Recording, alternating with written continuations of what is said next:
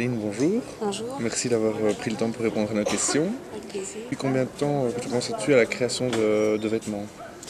Euh, En gros, depuis l'école, parce qu'on nous demande de créer, d'imaginer des vêtements. Sinon, quelques années avant, j'avais déjà créé des petites pièces qui me plaisaient, notamment des jupes et des petits tops qu'on ne trouve pas tous les jours, pour me démarquer à l'école. Donc, Ouais. bah, c'était encore du bas de gamme, on va dire. Et d'où est-ce qu'elle te vient cette passion de créer des vêtements? Je ne sais pas vraiment, mais je pense que c'est venu au niveau du grenier de ma grand-mère. Ma grand-mère qui était couturière et dans le temps on essayait de s'habiller assez huppé et j'ai toujours été fascinée d'aller fouiller dans les affaires de ma grand-mère et encore maintenant, dès que j'ai le temps, je suis dans la garde-robe. Est-ce que tu dirais que ça influence ton travail aujourd'hui, le style de vêtements qui était porté il y a un certain temps? Oui, parce que je pense que la mode se renouvelle et qu'il n'y a pas une tendance ou une mode qu'il faut adapter au jour le jour. Donc Aline, d'où tires-tu ton inspiration? En fait, donc moi j'ai grandi dans une atmosphère, on va dire, un peu zen. Donc dans ma famille, on est très axé sur les influences un peu asiatiques. Donc tout ce qui est bouddhisme, tout ce qui est yoga, donc un peu dans cet univers. Donc moi, mes vêtements, ils sont plutôt inspirés d'une certaine simplicité, mais où se dégage une certaine poésie et un certain confort. Donc j'ai pas spécialement de thème, peut-être à part peut-être la nature ou des choses assez simples. La musique zen, tout ce genre de choses? Oui, des choses très calmes. Pas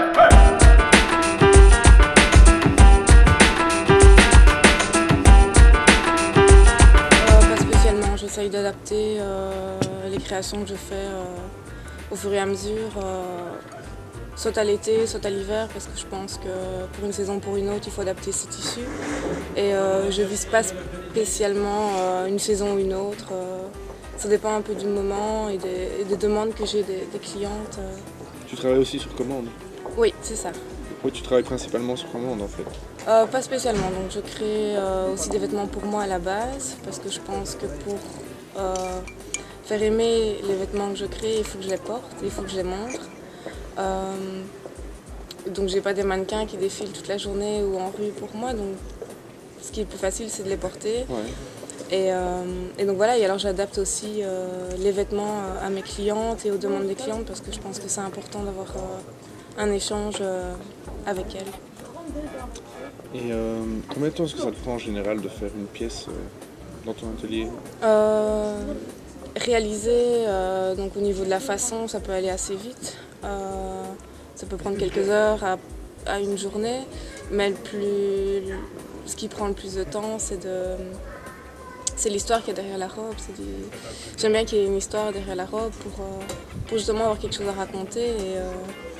Et je pense que les personnes qui vont porter mes vêtements seront d'autant plus contents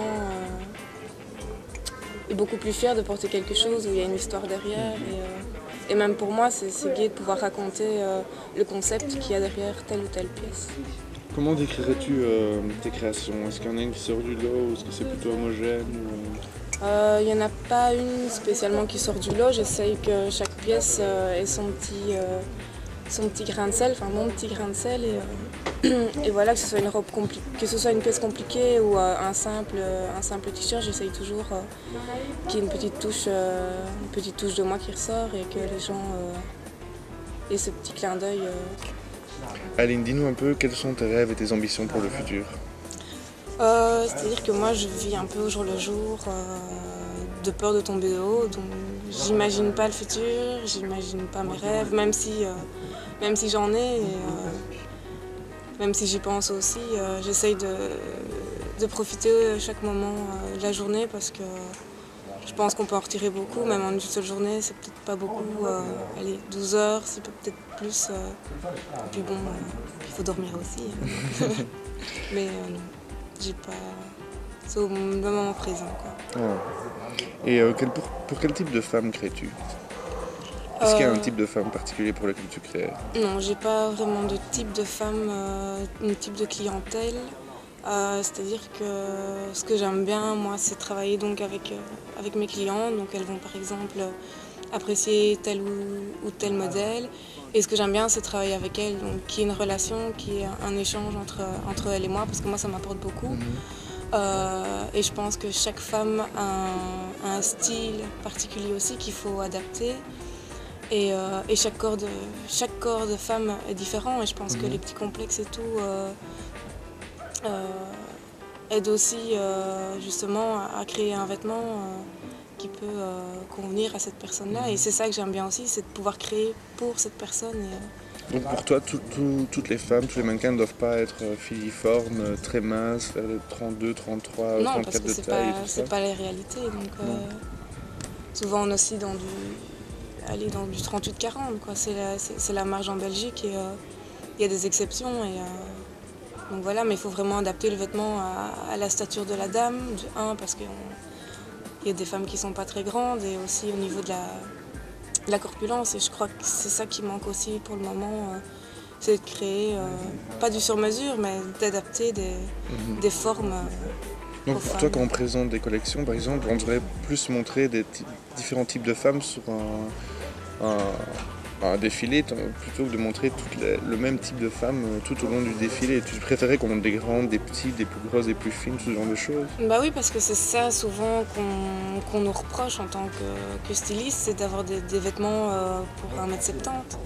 Alors que moi-même, j'ai des clientes qui font 1m50 les bras levés et souvent elles sont tristes et elles n'osent pas essayer, alors qu'il y a moyen d'adapter totalement à leur silhouette. Oui, finalement, ça freine presque la clientèle. Alors. Oui, tout à fait. Et moi, je remarque ça, je le remarque très très souvent. Et c'est à nous d'adapter et pour élargir la clientèle aussi. Et je pense que c'est un plus pour nous et pour elle aussi.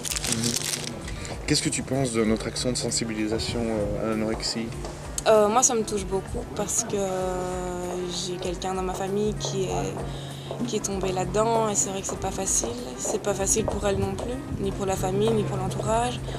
Et c'est vrai que la mode d'aujourd'hui favorise justement cette descente aux enfers. Et il n'y a pas que la mode, il y a les médias, il y a la presse people, il y a... Est-ce que tu dirais pas aussi que par exemple les politiques sont un peu en faute parce qu'ils ne veulent pas légiférer en la matière, et ils ne veulent pas interdire par exemple les sites pro-ANA, ils ne veulent pas interdire des mannequins trop maigres, interdire des filles trop jeunes, tout ce genre de choses. Tu ne penses pas que le politique a un rôle à jouer dans toutes ces histoires? Si, d'office. Mais il y a la politique, mais il y a aussi les agences. Et je pense que les directrices d'agences parfois ne mettent pas assez la clé, ne ferment pas assez la porte à ces filles-là qui rêvent d'être mannequins parce qu'on leur dit qu'elles sont minces et tout, mais il n'y a pas que la minceur, il y a aussi le fait de marcher, il y a la présence aussi qui est importante. Il y a le visage, il y a plein de choses finalement. Oui, voilà, il n'y a pas que le physique, même si dans la mode, pour porter un vêtement, il faut être un porte-manteau et pour moi c'est dommage. Donc pour toi c'est aussi la faute des agences qui n'hésitent pas, qui sont sans scrupules finalement. Oui, je crois qu'il y a tout le monde. Les magazines qui ne montrent que des filles jeunes, toutes minces. On est né dans un milieu où pour être mannequin il faut faire du 36. Finalement, est-ce que c'est pas un peu la faute de la société en général? Si, parce que combien de fois on n'entend pas parler de régime ou de choses comme ça alors qu'on n'en a pas spécialement besoin. C'est vraiment la société en elle-même, et même nous, même moi, ça peut être... C'est tout le monde, et c'est un travail à faire sur soi-même, et c'est une éducation à avoir personnelle. Je pense qu'il faut en parler, parce que je pense que les gens n'en parlent pas assez, même que ce soit les familles qui connaissent justement ce genre de cas, parce que ces jeunes filles et ces jeunes garçons aussi qui sont tombés dans ce tourbillon, ne parlent pas assez et pour moi c'est un problème de communication.